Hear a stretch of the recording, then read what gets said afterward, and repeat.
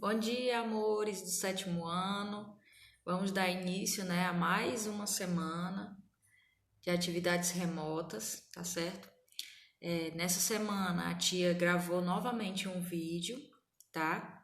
Para passar algumas orientações quanto ao guia de aprendizagem que vocês receberam lá na escola. Dessa vez vocês receberam ele impresso.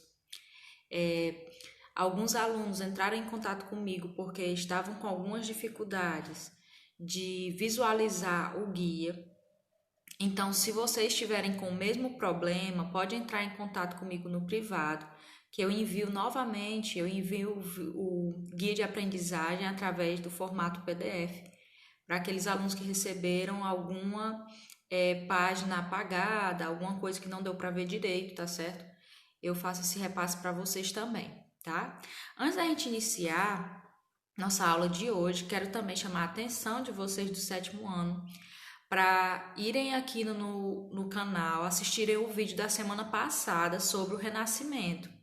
A tia gravou um vídeo falando um pouco, e corrigindo a atividade das duas primeiras estações do guia, tá certo? E tiveram alguns que visualizaram o vídeo, mas não colocaram o nome completo e a turma lá nos comentários. Lembrando que a tia também está fazendo o controle de vocês da presença nesses vídeos, como se fosse uma aula do Google Meet. E aí é necessário que vocês vá no vídeo, lá na parte dos comentários, coloque seu nome completo e a turma, para que depois eu possa fazer o registro de quem está participando de hoje, que a tia está. Então vamos iniciar. Antes de tudo, eu quero logo que vocês vá atrás do seu caderno e do seu livro didático, que hoje nós vamos precisar para a nossa aula de hoje sobre grandes navegações, tá bom? Então vamos lá, vão lá atrás do seu caderno, do seu livro, coloca aí em cima da mesa, porque hoje a aula vai necessitar, tá bom? Quem já está com o livro didático em mãos, vamos abrir aí na nossa página 94, que é a abertura do capítulo, Nós temos uma imagem gigantesca, de abertura. Particularmente é um dos temas que eu mais gosto do sétimo ano. Acredito que vocês também vão gostar desse tema, tá bom? E vamos fazer a leitura aqui rapidinho da página 95, tá bom? A tia vai ler aqui para vocês. Como vimos no capítulo anterior, a Idade Moderna foi uma época de profundas transformações. Nesse período, por meio das grandes navegações, os europeus entraram em contato com outros povos e culturas e também ampliaram seus conhecimentos geográficos.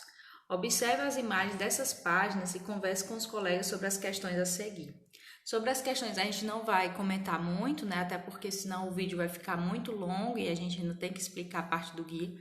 Porém, na página de abertura, ele traz uma super imagem, de caravelas. A tia vai até mostrar aqui para vocês, bem rapidinho. Caravelas, monstros do mar e etc. Tia, realmente isso existia na época daqueles navegantes? Na realidade, era muito mais do que eles imaginavam que era do que propriamente o que eles encontravam quando iam nas navegações, certo? As grandes navegações foi um período, que a gente já considera como Idade Moderna, é uma das características, desse período. E eles tinham muito essa questão do imaginário, das lendas. Então, nas imagens, nas pinturas, os pintores retratavam aquilo que eles escutavam falar desses navegantes, que muitas vezes eles iam ao alto mar com medo, desses grandes monstros do mar, dos desafios que eles iriam encontrar buscando esse desconhecido, já que eles nunca tinham ido tão longe, tão distante assim da costa da sua nação, do seu país, tá bom?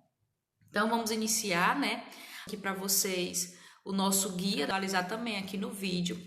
Estejam com ele em mão para ajudar, vocês acompanharem, tá certo? E aí a gente vai passar para ele agora.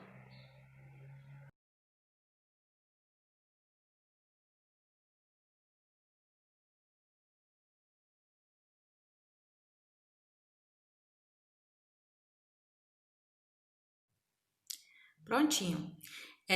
Na primeira página do nosso guia de aprendizagem, a gente vai iniciar com essa mensagenzinha para vocês, falando da seguinte maneira, né? Olá, pessoal, essa semana vamos aprender um pouco sobre as grandes navegações. As atividades a seguir são equivalentes a várias aulas da semana. Então, vamos lá. Como a tia já explicou, esses guias eles estão sendo planejados de forma que a gente tenha a aula do mês de agosto e recupere também as aulas atrasadas, né, dos meses que a gente estava sem as aulas remotas. Então, ele tem como carga horária 4 horas aula, 2 pela manhã, que é o nosso horário normal, e mais 2 para a gente recuperar as aulas atrasadas, tá ok? Então, vamos lá. Na primeira foram as grandes navegações e compreenderemos o contexto que os europeus viviam na época e o que levou algumas sociedades a se lançarem nesse empreendimento. Alguns alunos já me passaram algumas dúvidas sobre essa parte de leitura, tá bom? Ó, a tia colocou aqui a observação para vocês. Todos os questionamentos dessa primeira parte, apenas da primeira parte da estação 1, não será preciso vocês responderem no caderno. Vocês precisarão apenas ler e entender o que está se pedindo, tá bom? Então, a tia vai fazer a leitura dessas partes, dessas questões, para que a gente tenha uma ideia, quando a gente for ler no livro didático, vocês acompanhem e entendam o que é que aquela página está sendo trabalhada, tá bom? Então, vamos lá. O que foram as grandes navegações? Grandes navegações é o nome dado ao conjunto de expedições marítimas realizadas principalmente por portugueses e espanhóis entre os séculos XV e XVI. O que são expedições marítimas? São as viagens em alto mar. Quer dizer que antes disso eles não tinham contato com o mar, eles não viajavam no mar? Viajavam, porém eles ficavam circulando, vamos dizer assim, acompanhando o desenho da costa daqueles países. Eles não iam para tão distante, até porque eles não sabiam o que poderia acontecer com eles em alto mar. Então, haviam várias lendas naquele período em que diziam que, como eles acreditavam que o mundo ele era plano, ele não era redondo, então eles acreditavam que em um certo momento, se eles fossem muito além mar, né, para dentro do mar, como a gente chama, eles poderiam chegar no abismo, né? E aí a gente vai trabalhar um pouco dessa questão do imaginário que eles tinham na navegação, ainda mais um pouco à frente, tá bom? Então vamos lá. Qual o contexto da época? O que é o contexto? É o que estava se passando naquele período, o que estava acontecendo, né? Para, de certa forma, colaborar com essas grandes navegações. Então vamos lá. Mas antes de falarmos especificamente das grandes navegações, é importante compreendermos as mudanças que a Europa passava naquele momento. Vimos na aula anterior que o século XIV e o século XV foi marcado por transformações artísticas, culturais e científicas, e essas transformações modificaram a sociedade da época e marcaram a passagem da Idade Média para a Idade Moderna. Nesse modo, compreenda as transformações no modo de pensar das pessoas da época e como isso justificou o início das grandes navegações, lendo e fazendo o que se pede, né? Então, vamos lá. Um pouco sobre esse contexto, a gente viu na aula passada, né, no período do Renascimento, que foi exatamente esse momentozinho de transição entre a Idade Média para a Idade Moderna, em que a Europa ela começava a se organizar de uma maneira, vamos dizer assim, diferente. Houve várias inovações na época, na parte da medicina, da matemática, entre outras, e principalmente no modo artístico, né, de pintar, de retratar obras. A mentalidade das pessoas começou a mudar, principalmente com relação a essa questão de mitos, de religiosidade, né, e etc.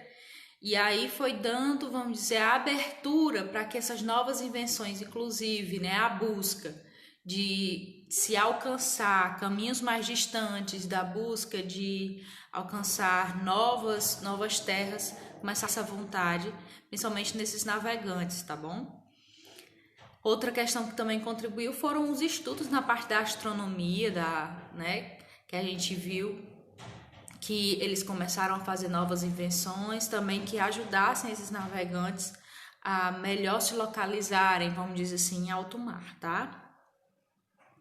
E aqui vem essas questões não são para vocês responderem, vamos dizer assim, no caderno, copiar e resolver. É apenas para que a gente se pergunte e leia o texto da página 96, lembrando dessas.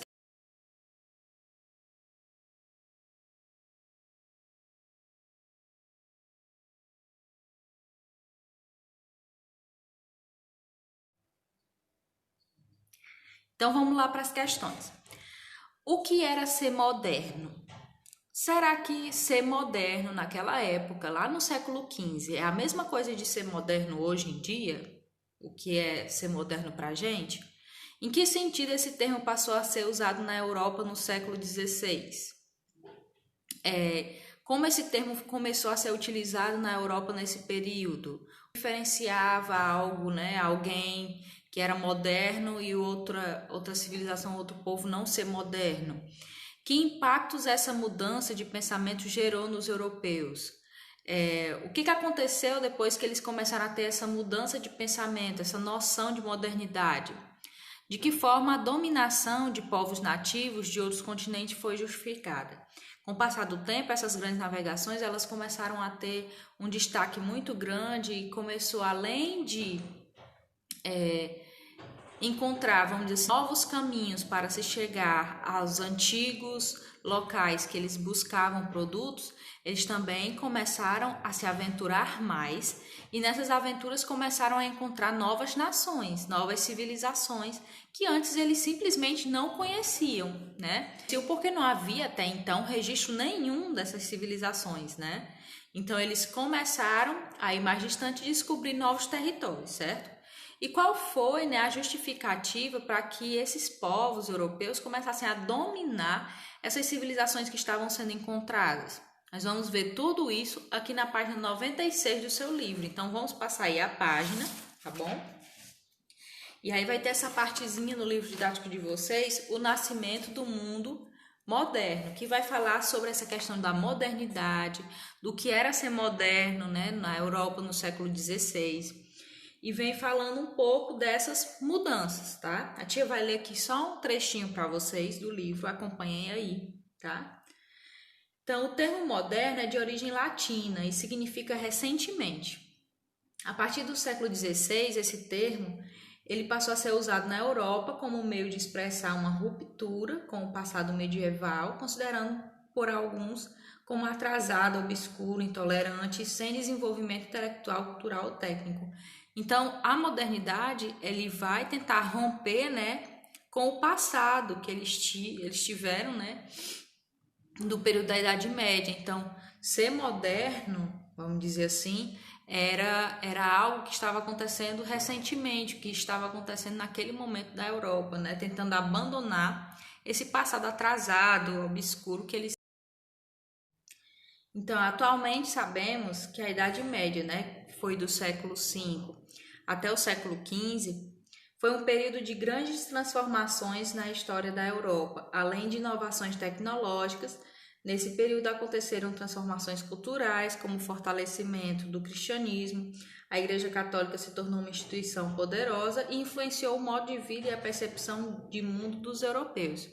No século XVI, era essa percepção de mundo que os modernos queriam combater, pois acreditavam que a razão estava acima da religião, né? Eles começaram a entender que a razão, o conhecimento, ele estaria acima dos preceitos, vamos dizer assim, religiosos. Em que sentido?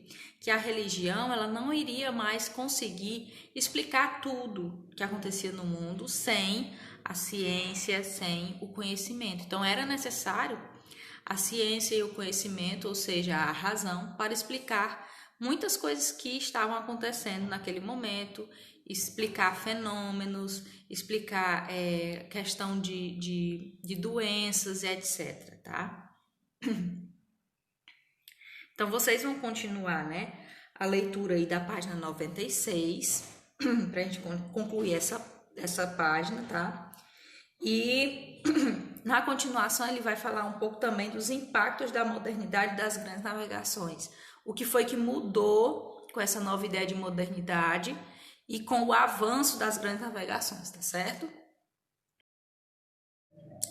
Passando agora um pouco, né, sobre essa temática da mudança de percepção, a mudança cultural da sociedade agora, né, nesse início do período moderno, vamos também ver uma das principais causas, né, é uma contribuição efetiva para o início dessas grandes navegações. Vamos abrir aí no livro de vocês, na página 98, tá? E lá ele vai tratar sobre a formação dos estados modernos. O que seria isso, tia? Depois daquele período, né, do feudalismo, em que todas as terras eram divididas em feudos, esses feudos começaram a se enfraquecer, como a gente já viu lá no começo do ano letivo.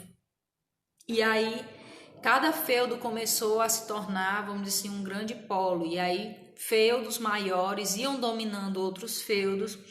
E aquele dono daquele feudo começou a passar a ser um governante de outros também. Começou a ser chamado, né, como era antigamente visto, era o rei daquele feudo. E aí esses grandes feudos, né, que foram conquistados, foram anexados através de casamentos, através de lutas, de guerra, entre outras coisas, eles começaram a se formar enquanto Estado, enquanto uma nação, tá bom? Essas nações começaram a ficar muito fortes, muito militarizadas, com exército, proteção através de muros, e começaram a também investir nessas navegações. Por quê? Porque quanto mais eles conseguissem de produtos, eles também iam lucrar bem mais, principalmente nas feiras, né, na venda dessas mercadorias e etc. Tá?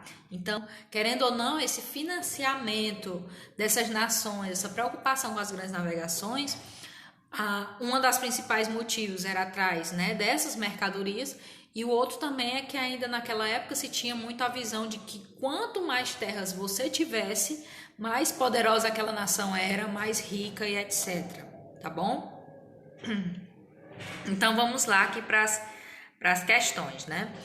No guiazinho de vocês diz assim: outro ponto importante para ficarmos atentos antes de tratarmos das grandes navegações é entendermos como a formação dos estados modernos e a centralização do poder nas mãos dos reis foi fundamental para que esse entendimento fosse possível. Então vamos lá, né? As perguntas. Qual era a realidade enfrentada pelos comerciantes, os burgueses, naquele contexto? O que os reis fizeram para resolver os problemas enfrentados pelos comerciantes? Por que comerciantes e nobres passavam a apoiar o rei nesse contexto?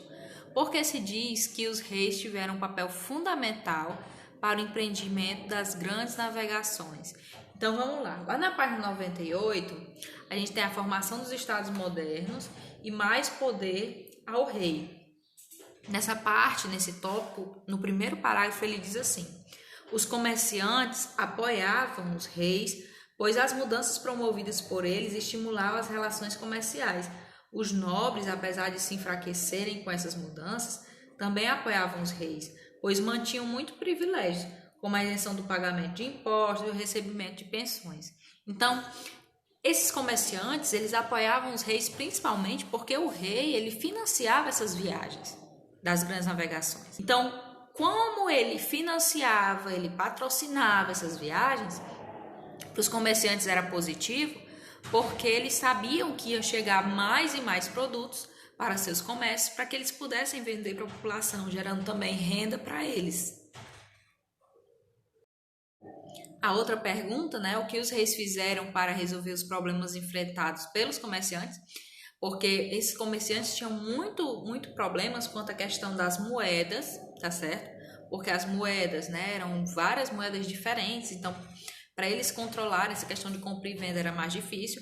Então, uma das medidas que os reis tomaram é unificar a moeda daquele território. O que é unificar? É deixar que apenas uma moeda específica circulasse naquela nação, facilitando, né, as trocas comerciais, tá bom? Para controlar melhor a questão da arrecadação dos impostos, etc. A outra pergunta, né? Por que comerciantes e nobres passaram a apoiar o rei nesse contexto? A tia já respondeu, né? Porque eles apoiavam essas viagens e isso ia beneficiar o comércio deles. Diz que os reis tiveram um papel fundamental para o empreendimento, porque eles patrocinavam com essa vontade de encontrar novos territórios, novos produtos, ouro, prata e etc. Tá bom? Então agora nós vamos entender, né, como foi que a Europa se encontrava ao iniciar essas grandes navegações. Vale agora entendermos o que motivou os europeus a buscarem outros continentes, né? O que levou esses europeus, apesar de todas as dificuldades, desse desconhecido, deles não saberem o que iam encontrar nesses mares, o que levou eles, mesmo sabendo de todos os riscos, de todos os perigos que poderiam acontecer, o que levaram eles, mesmo assim, tentarem, né, se aventurar nesse mar, né, à procura de novas terras, entre outras coisas. Então vamos ver aqui, vamos ler aqui no próprio guia de vocês, né? Até o início das grandes navegações, o mundo que eles conheciam, claro, era o Oriente Médio, o norte da África e as Índias. O Extremo Oriente só conhecia por relatos. Já a América e a Oceania eram totalmente desconhecidas. Durante o século XV até o século XVI, exploradores europeus começaram a se aventurar pelo mar desconhecido, especialmente a Espanha, que foram nações que se organizaram mais cedo quanto a essa questão dos estados nacionais. Eles se formaram enquanto nação, enquanto estado, bem mais cedo do que outras, tá certo? Que ainda estavam naquele processo de guerras, de junção de terras, entre outras coisas.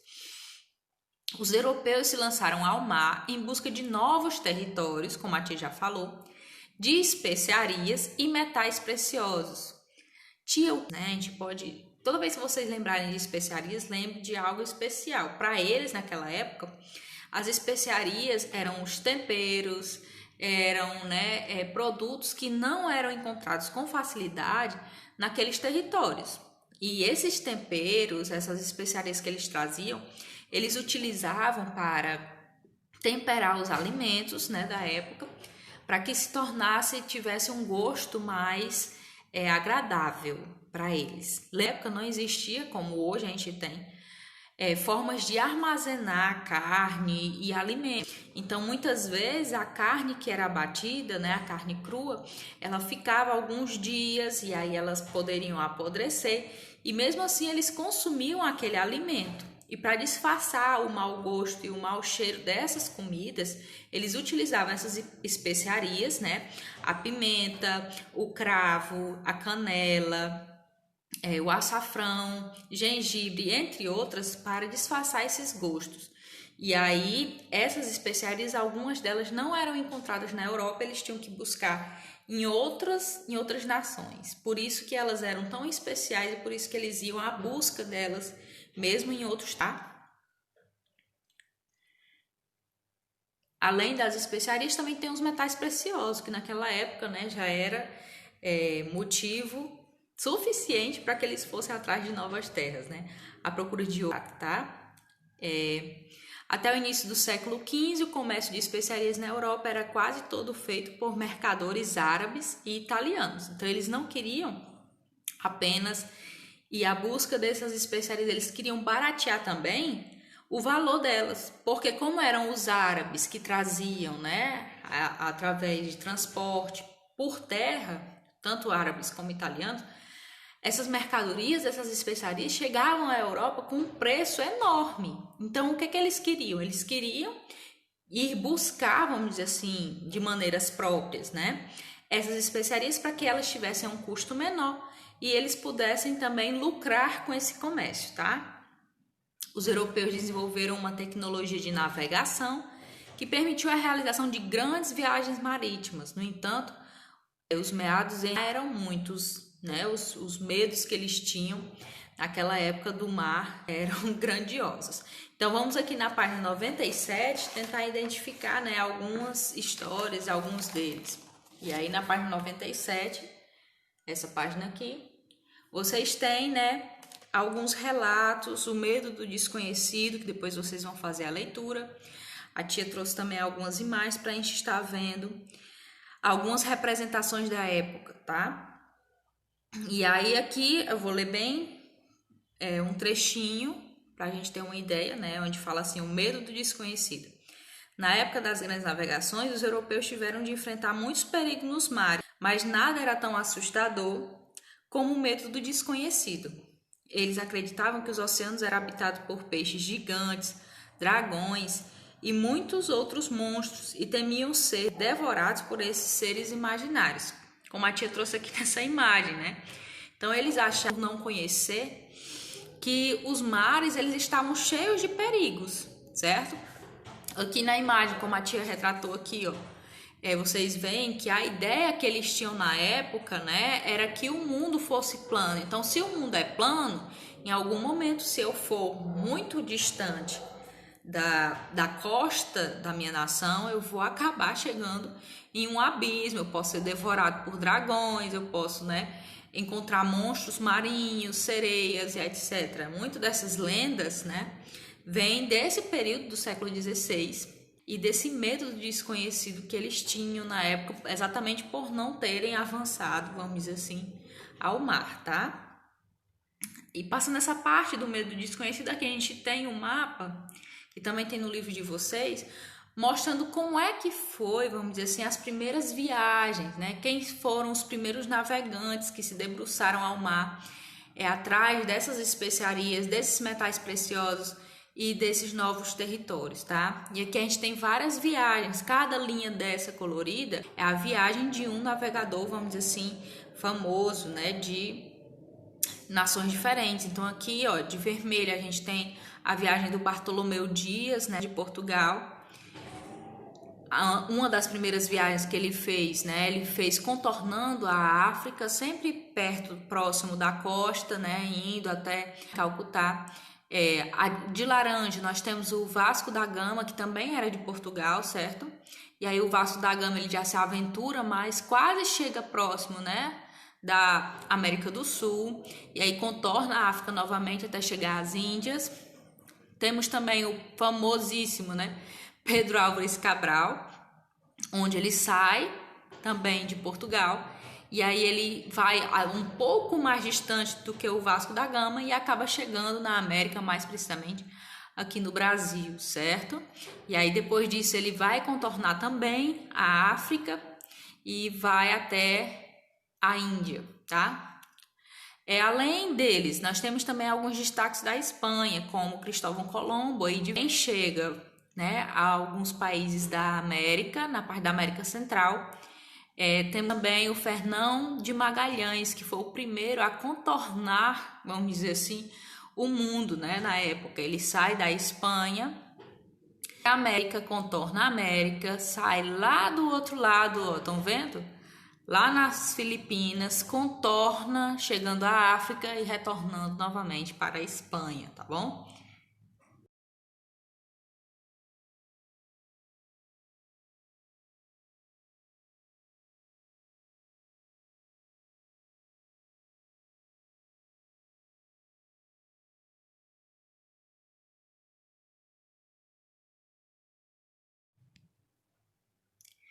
Então aqui nós temos algumas indagações, né? O que motivou os europeus, apesar de todos os meses, iniciar as grandes navegações, a tia já respondeu, foi a questão da busca de territórios, de especiarias e metais preciosos, já conhecidos pelos europeus nesse contexto, e os oceanos por onde eles navegaram para chegar aos locais desconhecidos.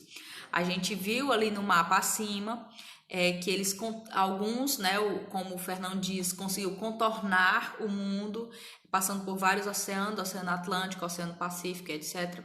E alguns outros não, por conta, né, até de ser o início das grandes navegações, às vezes eles iam circundando, vamos dizer assim, a África, tá? Na página 97 a gente vai falar mais um pouco sobre isso. Mas antes da gente concluir aqui nossa aula, eu vou pedir para que vocês continuem aqui no vídeo e para rever o que a gente aprendeu na aula de hoje, assistindo o videozinho que a gente vai colocar aqui no YouTube, que dá uma boa revisada, tá certo? Nesse conteúdo. Então vamos lá agora. Grandes navegações. Você sabia que no século XV eu era o ser mais temido pelos navegadores? Naquela época, as pessoas não sabiam que a Terra tinha a forma de uma esfera e achavam que o mundo era formado apenas pela Europa, África e Ásia. O mar Mediterrâneo era o principal acesso da Europa para o Oriente. Por ele, os mercadores europeus iam para o Oriente comprar artigos de luxo e as especiarias que usavam para conservar os alimentos. Mas as cidades de Veneza e Gênova fizeram um acordo com os árabes. Eles traziam as mercadorias até o mar Mediterrâneo e os venezianos e genoveses as distribuíam pela Europa. Com o controle do comércio no Mediterrâneo, essas duas cidades italianas passaram a cobrar preços muito altos pelas mercadorias. A economia de Portugal dependia desse comércio e, por isso, foi muito prejudicada pelo monopólio italiano. Em 1453, ocorreu outro problema. O Império Otomano tomou Constantinopla e fechou a passagem pelo Bósforo, proibindo o acesso à Índia e à China.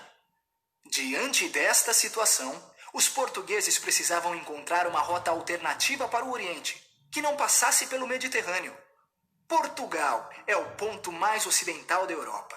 Seu litoral é banhado pelo Oceano Atlântico e situa-se bem próximo do continente africano. Além dessas condições favoráveis, Portugal passou a assimilar os conhecimentos de outros povos e aplicá-los na busca de novas rotas marítimas. Muitas invenções de povos antigos, aprimoradas pelos árabes, foram apropriadas pelos portugueses. A bússola, o astrolábio, o quadrante, a balestilha, a ampulheta e as velas latinas aprenderam também com os árabes a elaborar cartas náuticas e a utilizar as técnicas de carpintaria naval. Elas foram a grande invenção portuguesa. Relativamente pequenas, leves e ágeis, as caravelas eram ideais para a navegação costeira. Eram dotadas de velas triangulares, que possibilitavam navegar contra o vento e desviar de obstáculos. Em caso de ataque, mudavam o curso rapidamente e podiam entrar com facilidade em rios e estuários, manobrar em águas rasas, contornar arrecifes e bancos de areia. Esta versatilidade deu às caravelas sobre os pesados navios mercantes no Mediterrâneo. Com toda essa tecnologia, os portugueses lançaram-se na procura de um caminho para o Oriente, contornando a costa da África. Durante quase todo o século XIV, Portugal tentou contornar o sul da África. Nessas explorações, os portugueses adquiriram uma grande experiência marítima e conquistaram vários pontos na costa ocidental da África, onde estabeleceram feitorias. Essas conquistas garantiram a Portugal a comercialização de arroz, peixe seco, sal, tecidos de algodão, ferro, cobre, malagueta, noz de cola, marfim, ouro e escravos. Em 1488, a frota de Bartolomeu Dias conseguiu dobrar o Cabo das Tormentas. Essa etapa, no caminho para o Oriente, era um grande desafio, pois os ventos fortes e as grandes tempestades que ali ocorrem faziam do local um ponto crítico. Passado, Dom João II mudou seu nome para Cabo da Boa Esperança, pois sua travessia comprovava que o Oceano Atlântico e o Índico se ligavam. Aumentavam assim esperanças de os portugueses chegarem ao Oriente contornando a África. Finalmente, no ano de 1498, Vasco da Gama conseguiu chegar às Índias, contornando o continente africano, e Portugal adquiriu o monopólio do comércio das especiarias. Depois do retorno de Vasco da Gama, uma grande expedição foi organizada. Seu comandante, Pedro Álvares Cabral, tinha a missão de negociar acordos comerciais com os mercadores orientais. Durante a viagem, para escapar das zonas de calmaria, Cabral ordena que as embarcações façam uma rota mais a sudoeste. Mas o desvio foi tão grande que a frota atravessou o Atlântico, encontrando novas terras no meio do caminho. Dias depois, a frota de Cabral retoma o caminho para as Índias. Há algum tempo, os historiadores contestam esta versão. Segundo eles, o governo português já tinha conhecimento da existência de terras a oeste. Portanto, o desvio da frota de Cabral pode ter sido planejado para que encontrasse as terras que mais tarde foram chamadas de Brasil.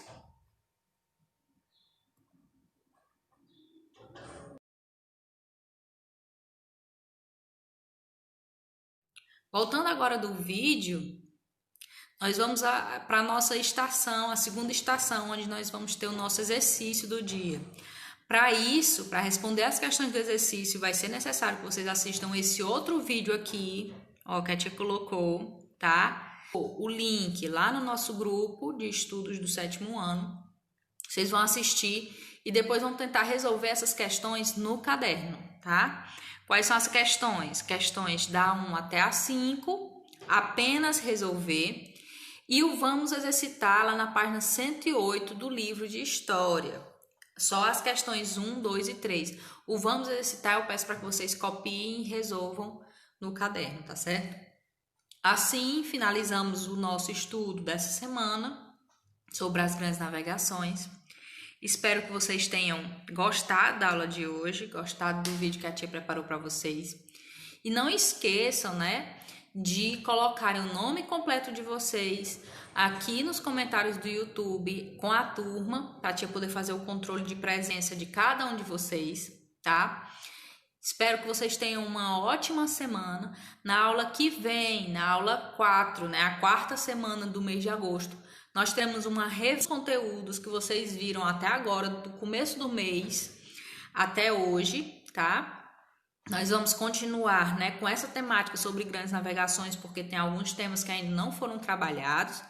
E vamos fazer essa revisão e no início de setembro a gente possa fazer nossa primeira avaliação da disciplina, tá? Então é muito importante que vocês visualizem esses vídeos, vocês assistam, vocês anotem as informações, para a gente poder fazer com que vocês compreendam esses conteúdos. Qualquer dúvida, a tia vai estar à disposição de vocês, tá? Através do número do WhatsApp.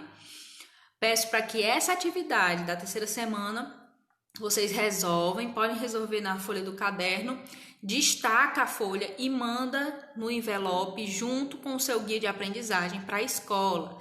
Essa 3ª semana não vai ser necessário que vocês batam, né? Tirem a foto para mandar para o privado da professora. Vocês vão estar enviando essas atividades no envelope na sexta-feira, quando vocês forem buscar a 4ª semana, tá ok? Um beijo grande para todos vocês, até mais.